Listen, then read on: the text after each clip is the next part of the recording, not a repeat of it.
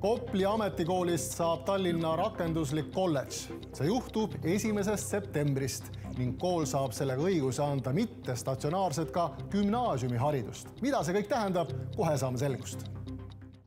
Kopli ametikoolil on juba praegu võimekus anda nii põhi- kui gümnaasiumiharidust.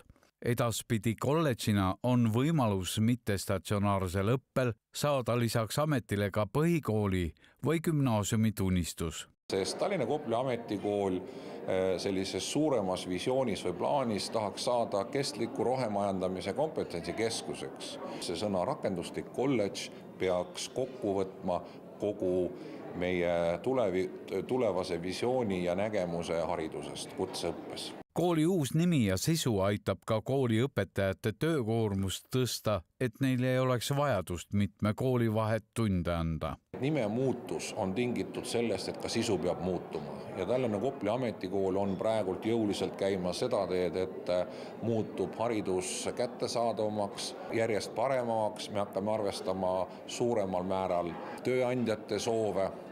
Aga eelkõige ikkagi me räägime sellest uuest haridusreformist kutseõppes, mis siis tegelikult tõstab oluliselt üldainete mahtu.